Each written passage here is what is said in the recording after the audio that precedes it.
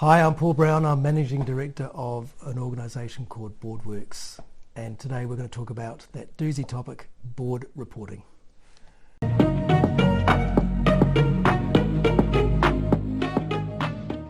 Hi, welcome to Governance Bites. My name is Mark Banicevich, and as you just heard, I get to spend some more time with Paul Brown. Paul, thank you very much for your time. Thank you. When we were chatting about this, the concept of board reporting you introduced, but a very specific angle on this, and you used the term converting data to knowledge to wisdom and insight. And so we'll dig a little bit into that, but I want to start by asking you to define the question. What do you mean when you talk about converting data to knowledge and then to wisdom and insight? Yeah, sure thing, Mark. And at BoardWorks, our core service is board evaluations, and often we find with our clients one of their challenges or one of their problems they face is they say, when you interview directors, many often will say the board report is rubbish. So we like to flip that on its head and say, well, why is it rubbish? And it's very easy to say, well, management are giving us far too much information. The board pack is this thick. I haven't got time to read it. It's not strategic, and it tells me nothing.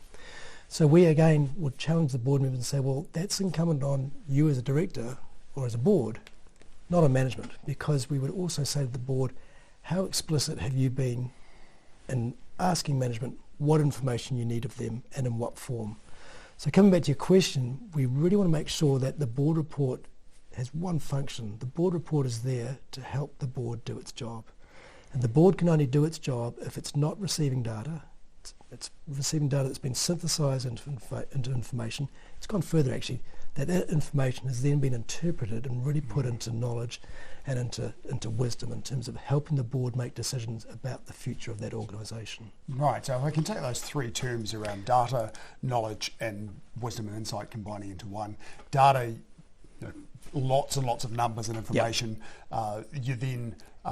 You've got an analyst that'll be working through that, producing some telling you what the data show. That's your knowledge phase, to say that we've got all these data, we've done our analysis, and we can see, for example, an increase in revenue, or we can see a reduction in the age of our average customer, those sorts of things. And then the wisdom and insight part is then, okay, well, so what? So what? Yeah, correct. Yeah. What are you going to do with that? Right. What are then the key elements of an effective board report? How's it structured to provide insights rather than just providing data? Yeah, sure. So a good report should be concise and easily to digest. We've all got ever decreasing attention spans, so unfortunately we've got to make sure the information is packaged and presented in a way that gets to the nub of the issue. So yes, avoid data, but really get into the information. You've just mentioned before the so what, but it also should be presented in a way that it's not just so what, it's if then. So we're going further and further into the future. We see a lot of board reports are very thick, talking about what happened. It's the chief executives wish to disclose how busy they are. So board reports end up being busyness, not about the business. So we want the board report really to be working hard to help the board make decisions about the future of where the organisation needs to head. We can't change the past. There's no point reporting on hundreds of pages of what we did. We need to help that information help the board make decisions. So we really want to see a type report that is focusing on strategic matters, put in the stuff that's not important towards the back. And we see this also then filter into how the agenda is set for each board meeting. And we'll often see a board meeting start with the very procedural matters, and you'll see the energy sucked out of the meeting as we go through the apologies, the minutes, who's here, who's not. And then often we'll see in the agenda the first report up is the CEO's report, which again drags the meeting right back into operational mode. And we're saying to boards, actually, can you push the CEO report to the back and make sure the board report, even if it is a CEO report, is really focused on strategic matters and decisions. Right. There is one person that I've interviewed in this series that I've known for a while and works in the governance space, and he has the confirmation of the previous meeting's minutes back at the end. Of the we see it a lot at the start. Yeah. Right. Yeah, it's a really nice approach to focus on the future. And also in terms of the length of individual board papers, we tend to have this maximum of 3 pages maximum, right? Which having trying to write these things and having gotten better at it over the years, it comes back to that old. I love that old Blaise Pascal quote, right? That I'd have written you a shorter letter, but I didn't have time. Yep. But you've got to focus on getting what are the key elements that you want to pull Absolutely, out, and then I guess your recommendations for what the action is you want off the back of that, and give the board enough information to pull it apart. And if there isn't a decision there, like those minutes in the previous meeting, put it towards the back of the pack in terms of it's not adding value to the meeting. So again, keep the board report really concise, really crisp. And if the board have asked management and specifically asked them what needs to go in there and what reporting in what form, that box is, we're halfway there. The other half is actually the authors of the reports themselves, management or the chief exec or company secretary. If there is a company secretary, which not all boards are fortunate to have, you have the scale, absolutely. But have they got the mandate to say to their chief executive, who they might indirectly report to, hey Mark, what you've provided is rubbish. I can't put that in the pack. So we've got to allow those company secretaries or whoever's compiling the report to have the ability to push back, often to people high up, more senior to them, to say, actually, we need to get this tighter. So challenge those authors. As they're writing that report, they should be asking themselves, what do I want the board to do with this information? Yeah, I really like the thing that you, one of the things that you said there was essentially anything that you want a decision made, front load that in the meeting, and anything that's information only, backload. Yeah, so we're looking for, great rule. Yeah, and if it's a board report or the CE's report, get those strategic decision matters up front. Then talk about variance. The board have discharged you as a CE to get on with the plan. Yes. Just tell the board where you're off plan or way ahead or way behind. Yes. BAU, no time for it. Let's just keep it focused on the future. Yeah, that's great. Thank you. What are some best practices for summarising complex data into clear, concise insights for board members? Yeah, and there are specialist consultants who can help with performance frameworks, but we really would encourage chief execs or those who are charged with preparing the report to really focus on fewer indicators, ideally leading indicators that will help the board understand what the future looks like. Again, we can't relitigate or recreate the past. That's gone. So finding those, we talk about 4 dials when we evaluate boards. We challenge directors, we ask them, Mark, if you could come up with a 1-page board report, what would the 4 dials on that board report be that would give you comfort as a board, as a director, that the business is both conforming and performing? So really trying to crisp it down to say, okay, if I could have a dashboard of just 4 dials, what would they look like? And that forces the directors into a real high-level sort of strategic mindset to then actually ask management, this is what we need to start reading and start reviewing as part of the report. Right, and I guess that will also tie in with understanding what the key levers are in the business. Absolutely, yeah. So we're all guilty of populating reports with bump that doesn't actually add value. So let's strip that back and say, well, what are those leading indicators? Getting back to the wisdom, yeah. Yeah, right. What types of questions should board members be asking to get insights from their board reports? Well, a good director should be checking in terms of how do I know this information is to be true, and that sounds and checking the integrity of the data or the information, and doing that in a constructive manner. That's not seen to be punitive and beating the CE up. But I'm a big fan of Roger Martin, who's ex-lecturer at Rotman in Canada, whose focus really was on strategy, and actually, if you read his books about devising winning strategy, but he always had a really good question which began with, what would need to be true for, and you can fill in the blanks according to your organisation. So as a director, what would need to be true for this to be happening? So that as a director forces you to understand, okay, well, what are the conditions, what are the assumptions, what does the environment need to look like for us to actually land on that space? Right, great, thank you. That's really helpful. How can boards move beyond data and knowledge to gain deeper wisdom that guides the long-term strategy of the business or the industry?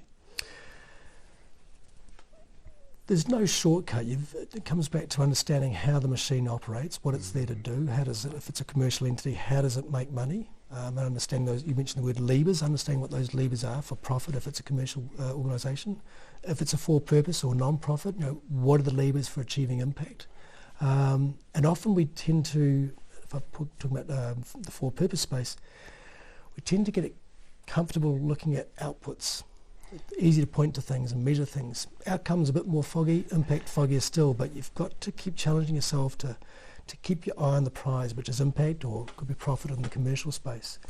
And another good author, if you've got time to read, Ann-Mei Chang, wrote a book called Lean Impact, built on Eric Ries's The Lean Startup. And Ann-Mei Chang was saying, what are the conditions that you can do as a board or as a chief exec to set up innovation in the for-purpose or non-profit space? So how do you get more innovative? And what Anne was saying is obsess, absolutely obsess, and fall in love with the problem you're trying to solve. Don't be seduced by the solution your team has come up with. And I'd encourage that to all board members, whether they be for-profit, for-purpose or public sector entities.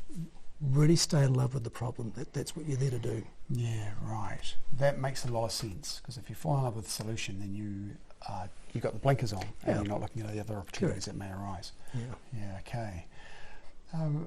How can governance frameworks support the effective use of data in board reporting? When organisations are heavy on data, and thankfully we're seeing technology, AI for instance, has a great ability to collapse, condense, and summarise information, not necessarily synthesise, so you still need some human eyes looking over those. But frameworks and structures, you could look at committees that could actually do some of the heavy lifting of aggregating some of that data, so it's then presented to the wider board in a more palatable format. Doesn't mean you're off the hook as a director if you're not on that committee, but it just allows, I guess, the board to have more bandwidth on more important issues. Yeah. One of the, I started my career really as an analyst, working through creating a lot of spreadsheets and little databases and things to analyse data and report. And one of the challenges I recall, risks really, Microsoft Excel. Mm-hmm. Everyone uses it. Some people have been trained in what it does, but very few people have been trained in how to use it well to analyse data.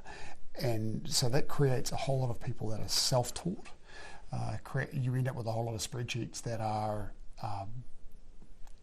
chaotic, haphazard, and open to risk of error. And there's a risk that these are the sorts of models that are being used to make board decisions. What governance structures need to be in place to ensure data integrity and the credibility of the information and the insights that are being provided to the board?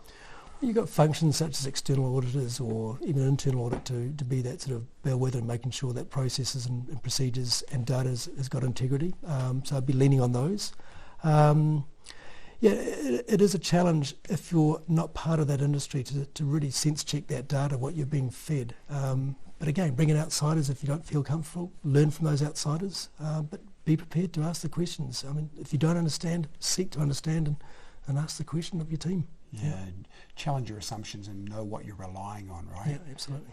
It's very easy to see a report with some numbers on it and think, okay, I can make a decision based on those numbers.